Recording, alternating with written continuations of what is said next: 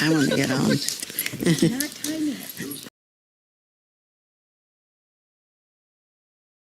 Call the meeting to order. Roll call. Tina is absent. Okay, attested publication. I saw it posted. Thank you, Joni. Approval of the agenda. I'll make a motion to approve the agenda. Second. Motion by Shelley, seconded by Lori. All in favor? Aye. Opposed? Motion carried. Kelly will read our district mission, vision, can't talk, mission, vision, and values, and also our collective commitment. Thank you, Kelly. Yes. Mission, Bangor Pride, a small school building big futures. Vision, an innovative small school creating excellence through personalized learning and relationships for all. Values, student-centered, safety, opportunities for all, small class sizes, fiscally sustainable, foster community, continuous improvement, professionalism. Our collective commitments. As a member of the Bangor School Board, I will be an active listener who is open-minded, respectful, and inquisitive.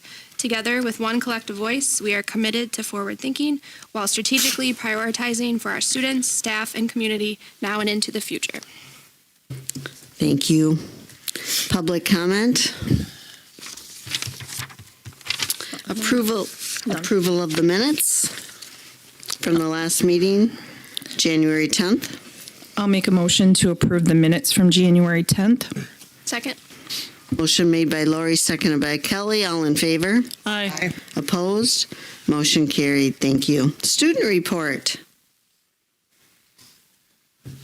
Tonight we have representation from both the elementary school and the middle school, high school. So elementary school will start first.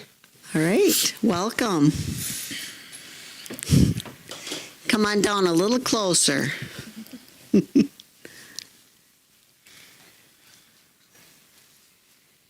at the smiles.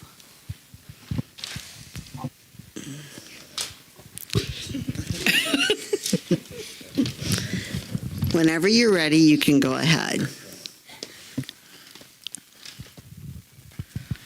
Our elementary has been doing many wonderful things, and my classmates and I are delighted to have the privilege of getting to share it with you tonight. The topics being discussed are math knowledge, battle of the books, our student teachers, and our word of the month, polite. Students in 4th grade and 5th grade taking battle of the books have been working hard to complete their books. Each student is put on a team of 4 and are assigned 5 books each. Our school battle will take place the 16th, and the Battle of Wilton will be held the 26th.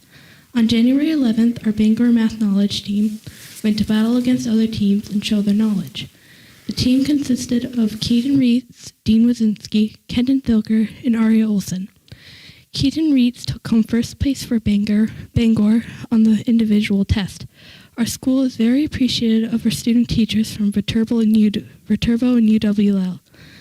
Our word of the month is polite, meaning to show behavior that is respectful and considerate to others. Thank you for your time. First, I will be talking about music. The music teacher was teaching the 5th graders a dare song for their graduation. In fact, they graduated on January 31st, and it went great. At the end, every graduate got juice and cookies and a dare card that can be used for awesome deals at many places. Kids are still doing recycling to help out around the school. Mr. Johnson has shared some awesome animal furs and some stories about them to some grades. And for 2nd grade, he helped them wrap up their science unit. Some teachers are teaching their students the 4 important words, or school words, which are respectful, responsible, productive, and safe. Some grades are also focusing on getting it to higher reading levels and to be better and stronger readers. Hello, my name is Emery, and today I will talk about Odyssey of the Mind, art, and the Make a Difference Club. First, Odyssey of the Mind teaches students how to develop and use their creativity to become problem solvers. Teams meet after school to practice solving the specific problem assigned to their team. Students learn skills like teamwork, acting, and commitment. Each team will compete at the state competition in March. Next, art. Each month, our art teacher, Mrs. Tauscher, goes through all the elementary artwork. Then she chooses an artist of the month for each grade. The projects that she chooses get framed and presented on the wall when you enter the elementary school. Lastly, I'll be talking about the Make a Difference Club, which is open to all 5th graders. Those who join the club meet each Tuesday during their recess. We have been making hearts out of perler beads to hand out to the Bangor students and staff. We have handed out over 400 hearts so far. We hope these brighten up people's days. Thank you, ladies, very much for coming tonight and sharing what's going on in your school. Sounds like a lot of good things. Thank you for sharing with us. Yeah, the girls have spent a lot of time getting around to different teachers and talking about different things with their classmates. So thank you, girls, for your work and informing the board, because it's really good stuff. Thank you. Thank you for the spudtastic Valentine's. Yeah, as well. these are awesome. Thank you. For our middle high school report tonight, we have Alexa Heitkamp, who is a junior at our high school, involved in many, many different things. I'm just thankful she has enough time to be here, so she will do a great job for us, Alexa. Thank you very much. Okay, so this week was National FCCLA Week, which is a club called with the acronym Family and Career Communities Leaders of America. So for National FCCLA Week at Bangor, we do dress-up days, lunchtime activities, and then Crush for Crush, which is where students and staff can buy cans of Crush, and then we sent them out during Cardinal time today as a little Valentine's Day treat. And then next week is National FFA Week. So we do a similar thing where we do dress-up days, lunchtime activities. We also do an emblem hunt where we hide an emblem and then send out clues every day, and then the first student to find the emblem gets a little prize. And we also have an elementary coloring contest in which we send down coloring sheets of different things about agriculture and FFA that they can color, and then we judge them on Wednesday, and they will receive their prize for that. The wrestling conference meet was at West Salem on February 3rd. The team as a whole placed second, and then wrestling regionals was at Holman on February 10th. The team placed third. Isaiah Wolf individually placed second, and Cody Peterson placed third. And then both will be moving on to the sectional individual competition on Saturday the 17th at West Salem. The high school forensics competition was this Monday. We had 8 people compete, one of which was an online competition because she was unable to attend. I believe that we all did move on to districts, so that is very exciting, and that will be middle of March is that competition at West Salem. Me and Isaiah both got the opportunity, were selected to go to the WCDA All-State Honors Choir. However, that was the one snow day that we've had this year, so we weren't able to attend. But I did hear from some people that I do know that went that it was a very cool opportunity, and I hope that they get to go next year. FFA LDE competition, which stands for Leadership Development Events, was on February 7th at Holman. We had 2 competitors, both myself and Gracie Gerard, both competing in discussion meet. I placed first and will be moving on to sectionals, which is March 12th. And Gracie also did very well and is looking forward to doing it next year as she knows more about it now. The girls basketball tournament has a set date now. The WCDA All-State Band at Whitewater, which I do believe is a high school state band. I'm not sure who went to that, but I do believe that we had a student or 2 that attended that. The juniors will be taking the ACT on March 12th, and then the sophomores will have a prep that day as well for the ACT, which to prepare the juniors every Friday have been taking some time out of classes to do some prep for that. So both in English, all in English, science, writing, and math. The Pops concert was also this week, and this is a concert only for the middle school and high school, only for the high school, sorry. And that is both the choir and band. I believe it went really well. We had some amazing singers, and we did both choir and band, as well as vocal jazz and jazz band, which take time out of their mornings every Wednesday and Thursday at 7:15 to come in and do rehearsal. So that's all in their own time. So that's pretty cool. The middle school forensics team was last Tuesday, which we had most of our competitors advance. Star Event Regionals, which stands for Students Taking Action with Recognition, is an FCCLA event. That took place last Wednesday, I believe, and Friday, okay. I competed, I should know. We had a whole bunch of students compete. We had more than last year, which is really, really exciting. So we had everything from sustainability challenges to we had an interior design, we had a chapter and review. So we had a lot of broad options for that, which most of us also advanced to that when we competing at state in April. The gymnastics conference meet is set for Friday. In preparation for FFA week, we as FFA officers are going to go to FFA Day on the Hill, which is an amazing opportunity for high schoolers to get the chance to advocate for agriculture and FFA on the state level at the Capitol. So that is going to be really exciting. We are going on Sunday night into Monday. And tomorrow we will be attending Farm Forum, which is also an FFA event, which will be sponsored by the Farm Bureau. They were very generous to donate a complete scholarship for us to go, and that's a type of leadership conference that we'll be able to attend.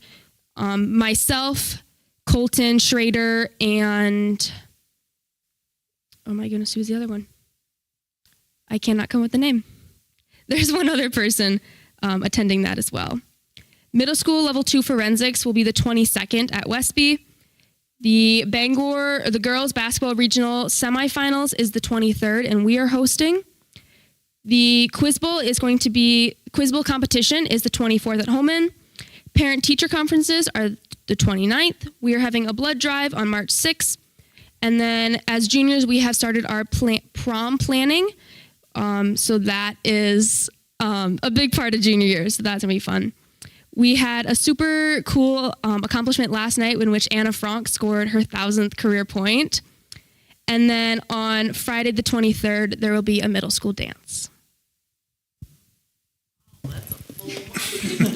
Thank you. Thank you very much. And congratulations on all of your personal accomplishments as well.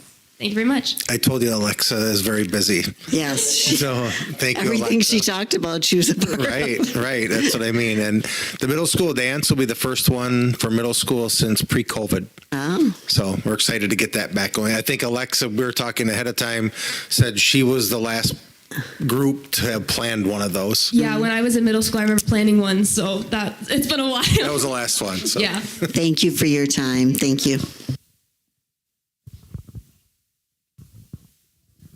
Okay, board president reports. I don't think there's anything listed. Committee reports, goals committee. We met last evening. Lori. So we met last evening with Dr. Brockup and both administrators, Mr. Johnson and Mr. Mullenberg. And we just talked about kind of the status of kind of our goals for the year as it relates to PLCs. We spent a lot of time talking about that.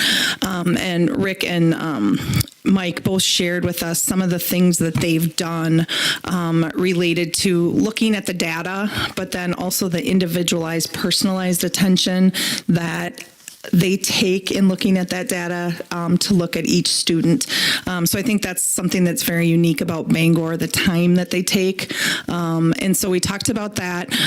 We also talked about, from a PLC perspective, how valuable that time is. I know that I was kidding Mike at the time, but, we talked for a long time about how, we used to dread giving them an hour and a half or whatever off of school to be able to do that. And it's very rewarding to see how they're taking that time with the teachers and really digging in and coming up with opportunities for our students, and that they take it so seriously. And so that time is very, very well spent. And I think that we're starting to see that with some of the growth that they're seeing, and the teachers being able to work together and just collaborate, because obviously the school day gets away from them. So I think from a goal perspective, the intent for PLCs is definitely there. It's progressed. We talked about kind of PLC light versus the full PLC,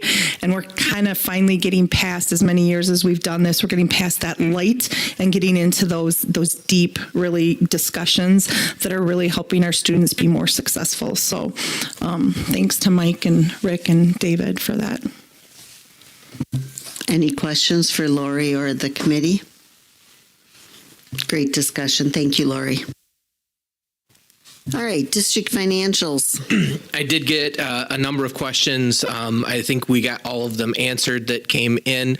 A couple of the larger ticket items, access security was on there. That was the security cameras that we've purchased for the district. We approved. We're using those ESSER dollars for.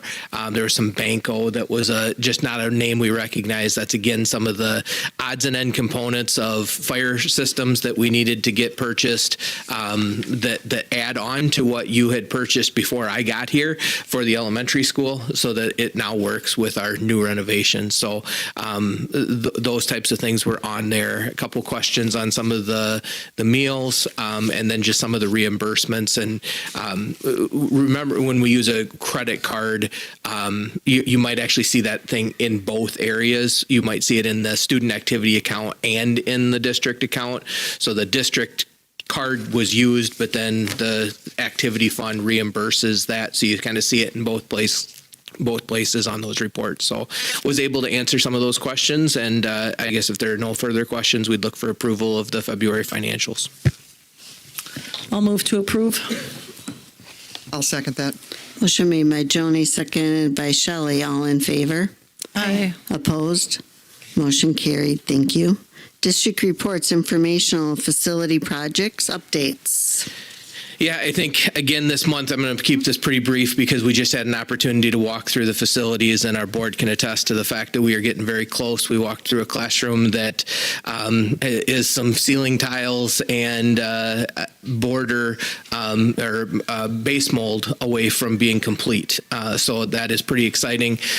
We've got furniture, first shipment of furniture arriving tomorrow and going into the building, staging right now, but ready to continue on there.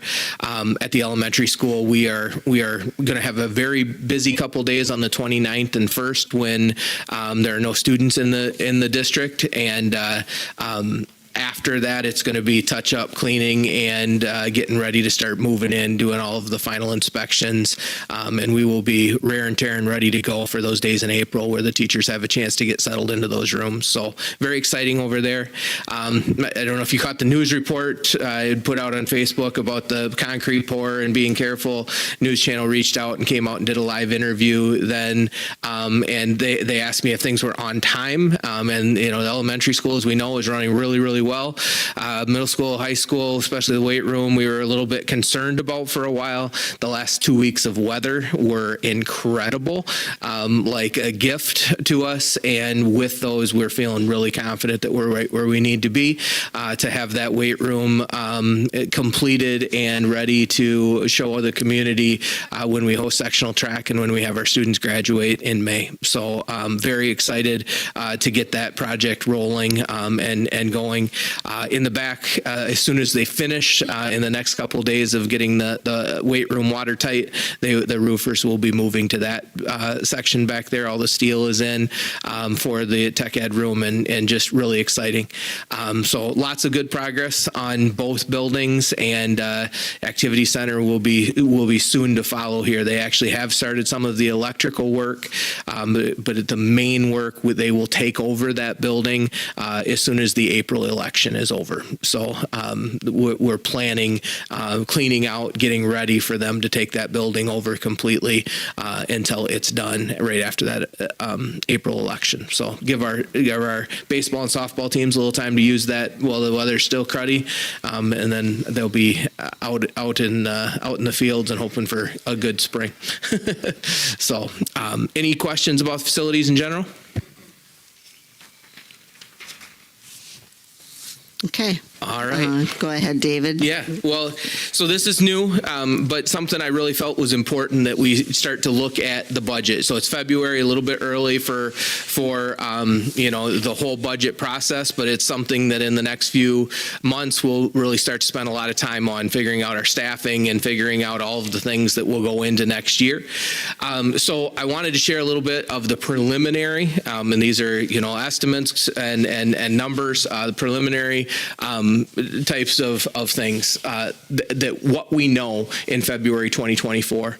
I'm going to show you a slide. We're going to show you that enrollment continues to have a slow and steady increase to that. That slow and steady is really, really important for us for planning purposes, and that's a great place to be. We know with the state budget, in year 2 of the state budget, we'll see an additional $350 revenue limit authority per student. So we don't always know that, especially when we're going into a biennium budget, but being the second year of it, we do know that now.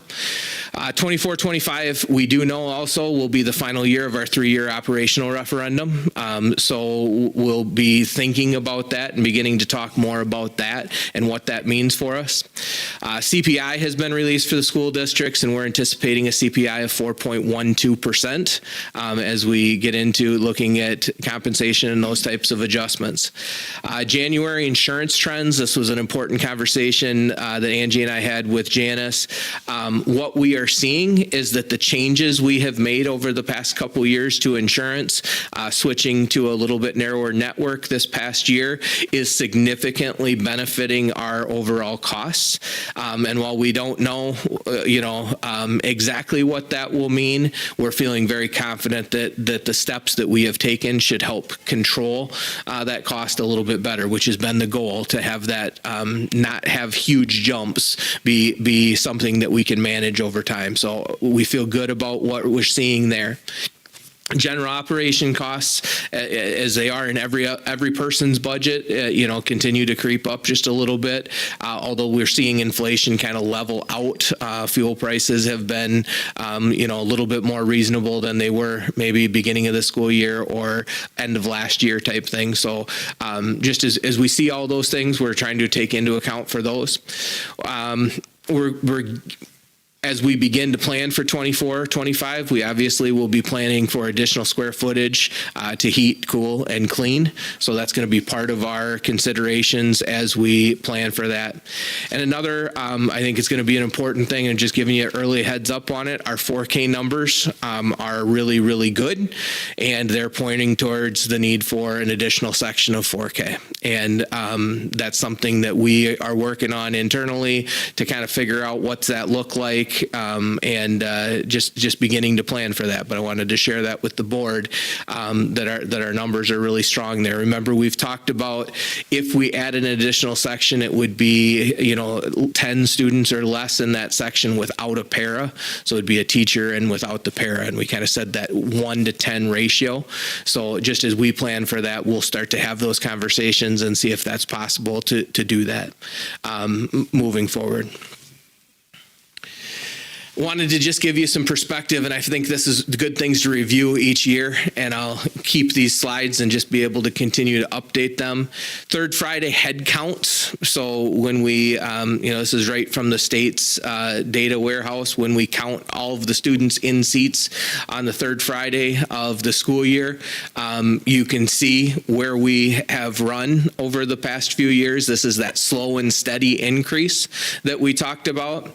That 645 for 2024 is in gray because it's not officially on the district or on the state website yet, but it's the number we gave them, so that's what should be there. But I didn't want to, if somebody looked at that and it ends up coming up a little bit different, that happens, but it should be really close to that number.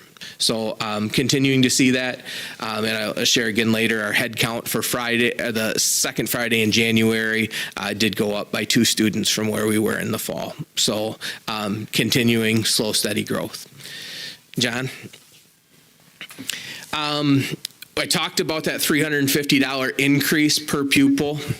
So when we talk about the per pupil revenue limits, I think it's really important that we look at it historically and going all the way back to 2012, what that number has been in 9,000 in 2012, and then it is slowly kind of maintained some steadiness for a while, jumped a little bit, it's been at 10,000 for the last few years. We saw that significant jump from 10,000 to 11,000 this year when we did the budget.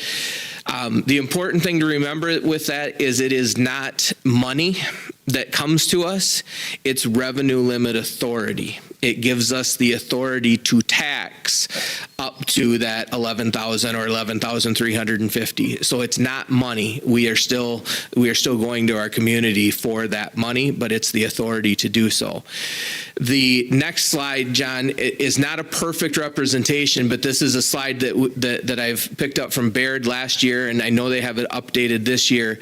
That same steady from 9,000 to 11,000 over a 12-year period. If you look at about that same 12-year period, that's what's represented at the bottom, and the line is inflation and what it's done to that, which is why our school district, and along with almost every school district in the state, is operating with an operational referendum, because there's a gap between what we need and what we have the authority from those revenue limit caps to do. So again, those numbers are not a perfect, but the visual is exactly what we're trying to show, that, or what I'm trying to show is that there's definitely a gap, and why we have needed, this district has needed that operational referendum for years to function.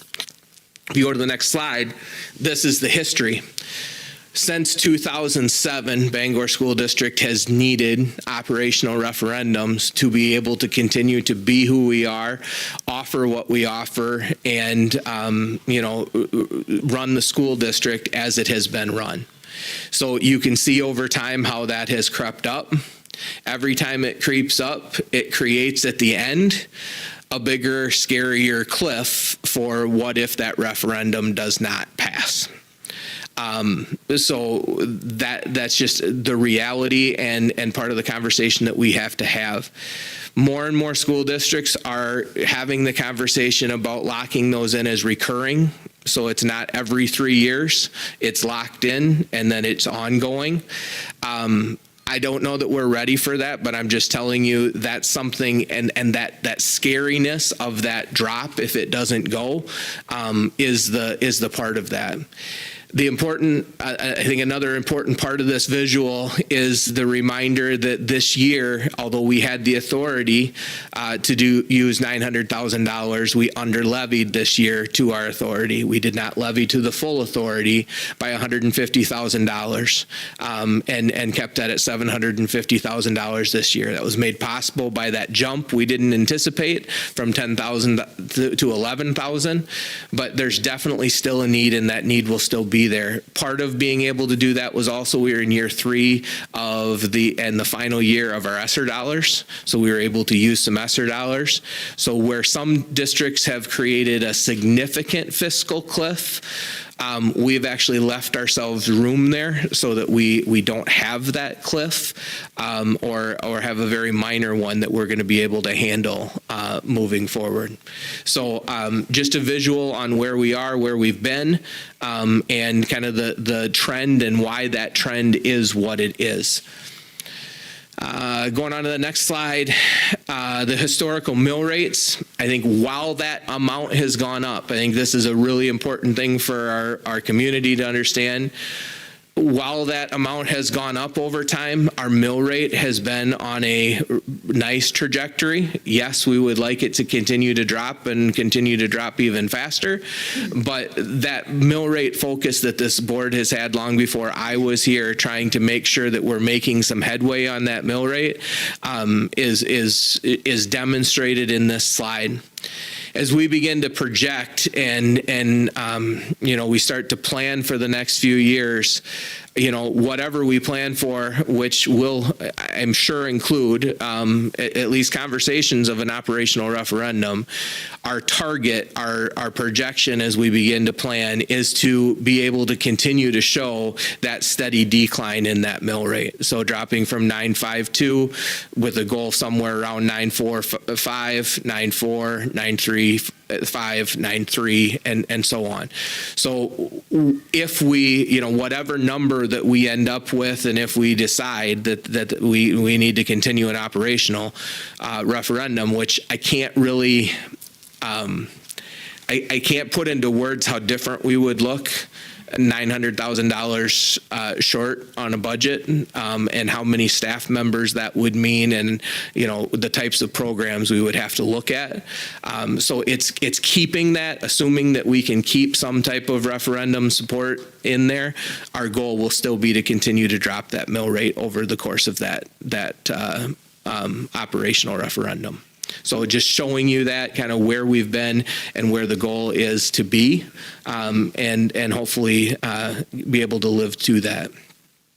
So if we go to the next slide, my whole purpose of sharing this with you is again, as the admin team begins to plan, as we begin to have some conversations over the next couple months as a board about staffing and all of those types of things, these are our goals. And if there's different goals and the board has suggestions for me or advice here going into it, I want you to speak up by all means.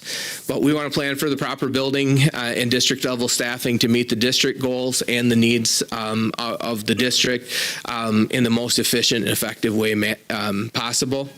We want to plan for responsible and appropriate pay increases to attract and retain high quality staff. We talked about this a lot in the goals meeting last night. We're not only creating, we want to have our compensation attract and retain, but we're working really hard to create an environment that attracts and retains as well, and doing those in tandem together. Closely examining the operational costs to ensure efficiencies. It's something we're constantly doing, but that will continue to be a goal for us to make sure that we're not spending money where we don't need to be spending money. As we talked about, our phone bills, have been a place that we were able to, by upgrading our system, which needed to be done, our monthly operational costs are down. So we'll continue to look for those types of efficiencies, as many other things are going to go up and we can't control that. So the last part is creating that multi-year forecast, which you guys have seen in the past with Baird, that will allow us to plan for future operational referendum needs. So in the next few months, again, we'll be talking about that.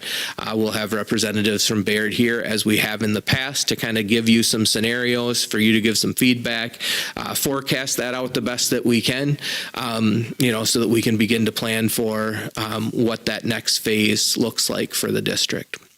So hopefully that's helpful. Are there questions, comments, or different direction than what I have on those goals?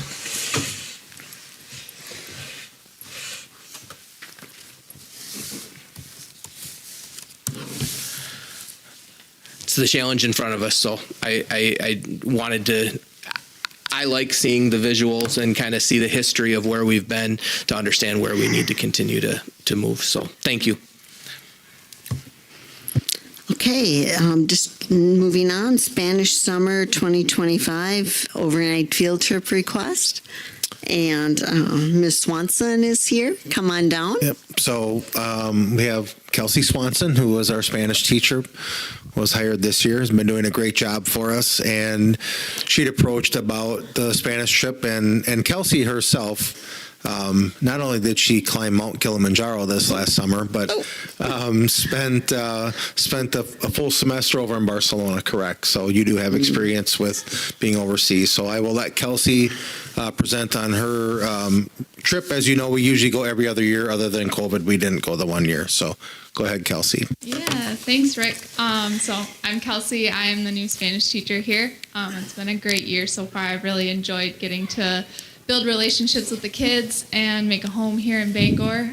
So what I'm looking to do is take the kids in June of 2025 down to Mexico, to the Yucatan Peninsula, where we will get to spend 9 days traveling around. We will get to do educational activities such as visiting a school.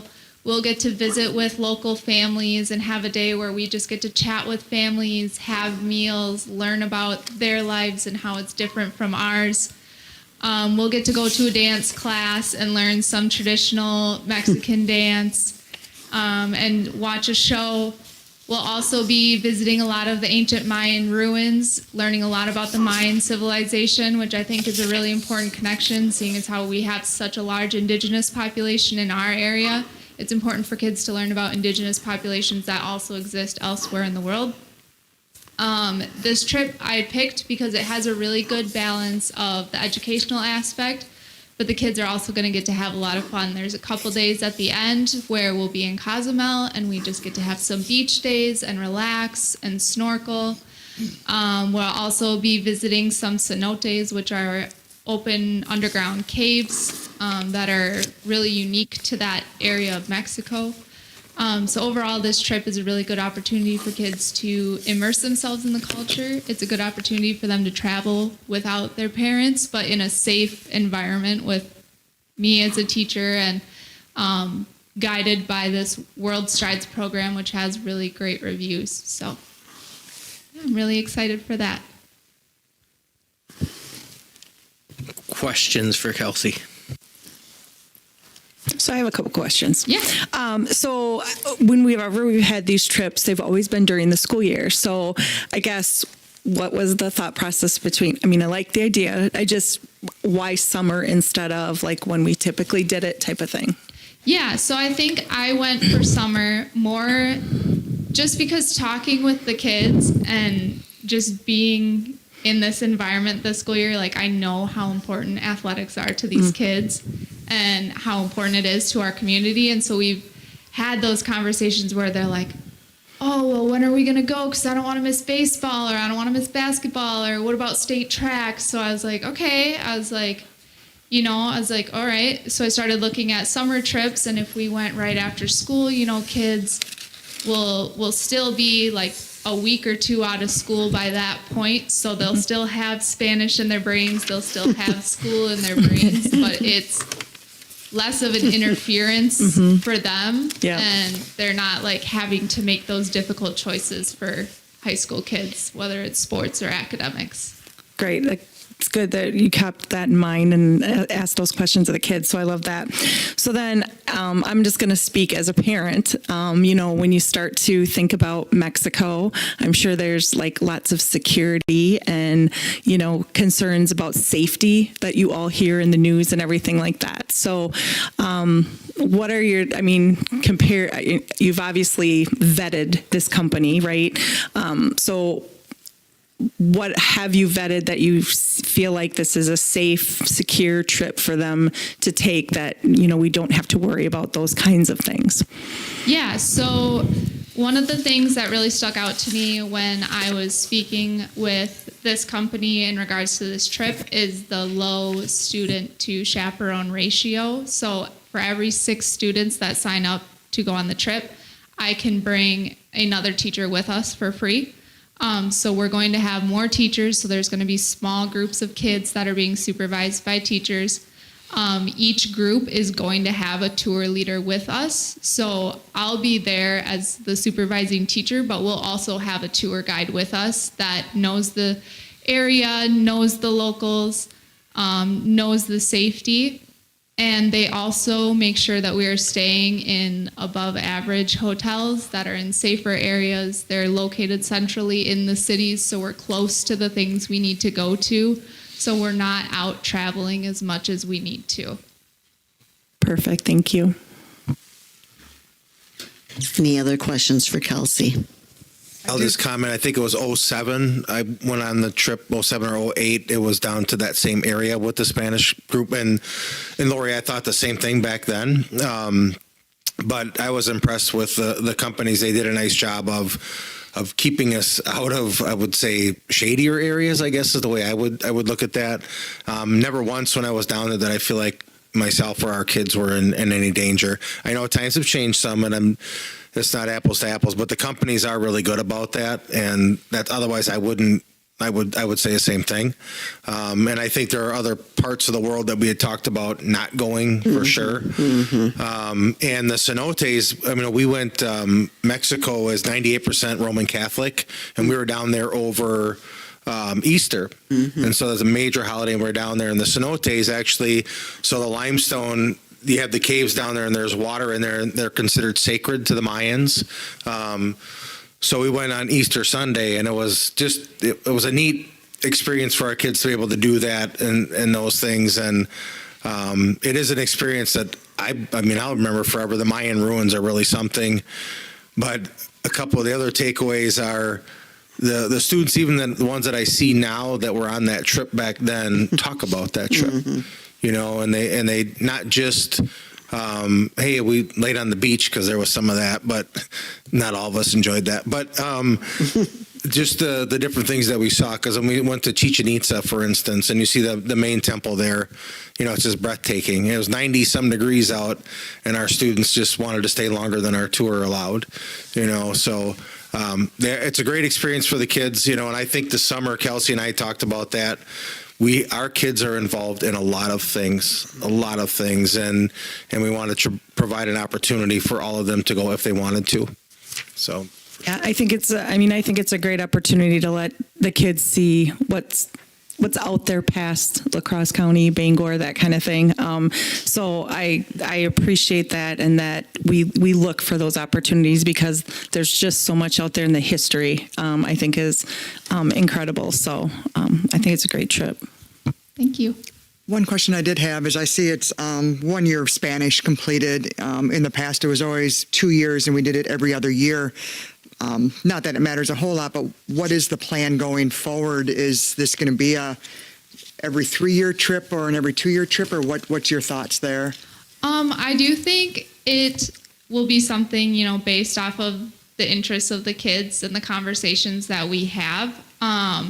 I would like to go somewhere every 2 years to give kids the opportunity, like, hey, maybe this Mexico trip, maybe I go every year with my parents, so this trip really isn't interesting for me, but maybe 2 years down the road, we go to Costa Rica, and I've never been to Costa Rica, so for a kid to have that opportunity, maybe I can save my money and go somewhere else. And part of my decision in having students have completed their freshman year of Spanish, these kids are doing fantastic.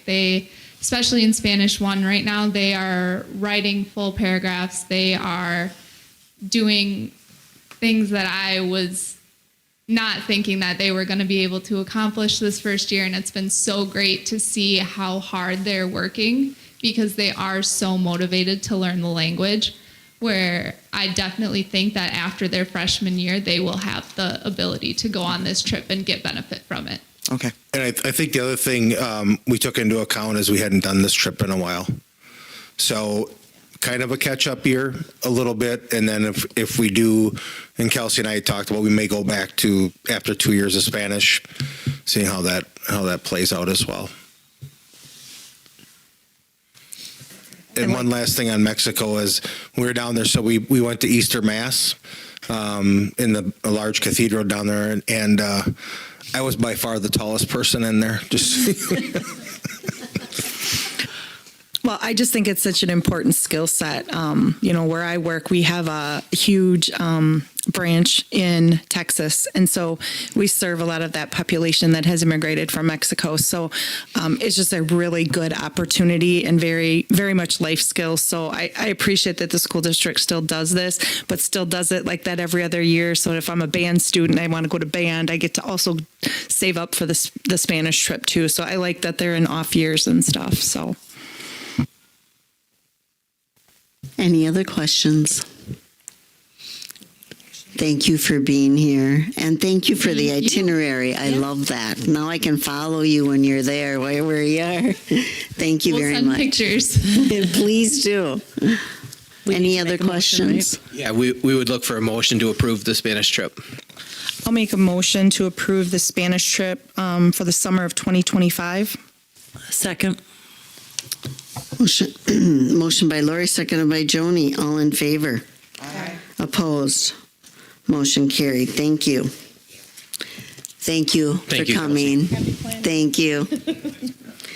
Okay, next, acceptance of the $30,000 donation from the Bangor Booster Club. Yeah, per board policy, when we have a donation, especially of this size, we need to officially accept it. I think everybody has been aware of this. We are incredibly fortunate to have a sports booster club in this community. A couple of the members at the table that have been incredibly active in that organization has been serving our community, literally serving our community meals, and become the place to go. have done a great job with fundraising, and we're in a place that they could really make a difference in the district. So they have donated $30,000 for the gym floors, this gym floor and the activity center floor. Their understanding is that they will pay for half of each, and we will pay for the other half as far as the refinishing, and we will put their Bangor Booster Club logo on the corner of each court, recognizing that their contribution to it. So I think that's a very fair trade and a great relationship with an outstanding organization in our community. So looking for approval, official approval to accept the $30,000 donation.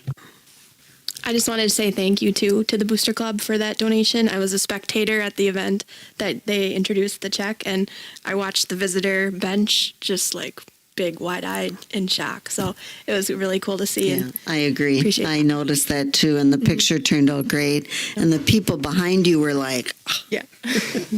Yeah, I would like to add that I think our Booster Club is second to none. I mean, I just really am always amazed by how much they manage to raise somehow. And I'll make a motion to gladly accept the donation of $30,000 from the Bangor Booster Club. I'll second that. motion made by Joni, seconded by Shelley. All in favor? Aye. Aye. Opposed? Motion carried. Thank you, Bangor Booster Club. All right, personnel, barring none. Administrative reports. We'll start with Mr. Chaplin. Thanks, Julie. So mine, I have the second Friday in January special education count, similar to the regular student count. There's always a second special education count. We're currently serving 90 students in special education. That's up 5 from the October 1st count, and 17 students with a 504 plan. That is the same, and serving 3 students at St. Paul's, and that's up 1 from October.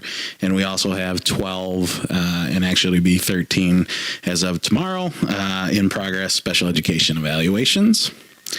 Child Development Day is at the end of February, beginning of March, so March 1st. It is getting full, but we would make more spots if there are any people in the community that have a 3 or 4-year-old that needs to or wants to come to that event.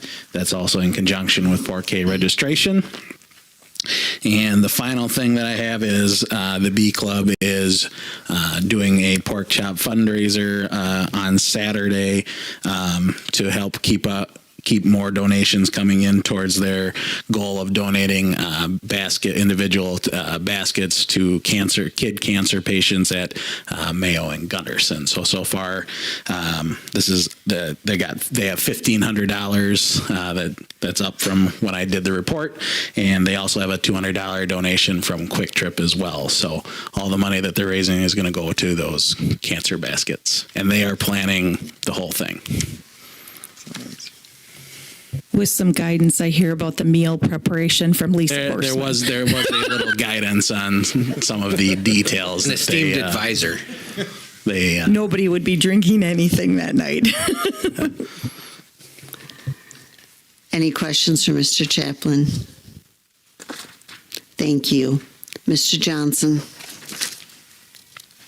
I don't really have anything on my list tonight. We're doing school and that. One thing that I will say is 4-H was at our building over the weekend, and then on their Clover College, and then I understand there were 80-some students or youngsters that were there, and ended up on Monday they made a donation to the district for $500 for allowing us to house that. So. Thank you, Mr. Johnson. Mr. Mullenberg. Thank you. The only thing that I'll talk about is we did find a long-term substitute for our high school social studies, and her due date is moved up to February 26th. So she'll be having a C-section on that. I think it's a C-section that day, not just being induced. So original date was March 4th, and so we did not have any applicants up until recently, but we have a history major. somebody that graduated 2 years ago. So we've had her in a couple of days working with Miss Balrichter, and then we have a couple more days planned where she'll be working with her. So in case she goes earlier than expected there even, but I feel good about that. I was making as many calls as possible and really wanted to get somebody with a history background. So I feel fortunate that we're able to find somebody. Thank you, Mr. Mullenberg. Dr. Brockup. Pretty short. I've done a lot of talking. Second Friday count, as I had shared, was up 2 for the second Friday in January. And just an update, because I know there was some conversation about it with the last round. We did have in the fall a online auction that was facilitated with, I apologize, sorry, Dan Elliott. I apologize. So, and Dan did a great job. The whole the whole online format was incredibly valuable for us, and I can't say enough positive about how that process went. As we plan for the spring, the last couple weeks of May, kind of ending on June 1st, we need to have another clean out of some of the furniture, weight room equipment, and a number of other, just items from around the district as we get rolling into the construction, so we don't have to store all of that at that point in time. I reached out to Dan again, and I reached out to Brian Craig and shared with them the exact same information about the types of things that we were selling, the timeline we had, the space restrictions we had, walked the facilities and walked and looked at those things with both. And Brian from Golden Hills Auction came in and had a good look at it, and he agreed that and thought that an online auction would do well, which was exactly what I was hoping for. And I think we want to just share with 2 great auctioneering services in our community and around our community, share that. So this auction will go with Golden Hills and Brian serving for this one. And we're working together. We're already, Mike is already starting to put some things into the yellow shed, and we're taking lots of pictures, inventorying everything, labeling them as lots already. So it's going to be, kind of that last week before we'll pull it all out. People can take a look at it and then pick it up by June 1st, and we'll have all of that stuff out of here. So just wanted to let you know I went through a full process on that, and I think it's important that we rotate both. Dan Elliott did a great job, and I'm sure that Brian will as well. So excited to work with them on this round. That's all I got. Any questions? Okay. Removal of items from the consent agenda. Consent agenda items tonight are current openings, the recurring overnight field trip for the 7th grade, which is, I believe, Poinet, and the recurring overnight field trip request for the FFA, which was the leadership conference that Alexa mentioned, the JV varsity assistant baseball coach, assistant girls softball coach, middle school track assistant coach, and also another middle school track assistant coach. And Miss Swanson is one of them. Oh, Mrs. Craig. Yeah. The Mrs. Craig. I'll make a motion to approve the consent agenda. Second. Motion made by Shelley, seconded by Lisa to approve the consent agenda. All in favor? Aye. Opposed? Motion carried. Thank you. All right, we will now adjourn to closed session under Wisconsin Statute 19.85, Para 1, Para C, Para F. We'll do that by a roll call vote. We'll starting with Joni. Aye. Aye. Aye. Aye. Aye. We will now move to closed session. Thank you. After this, so we'll end the video at this time and then record in the minutes what time we're done.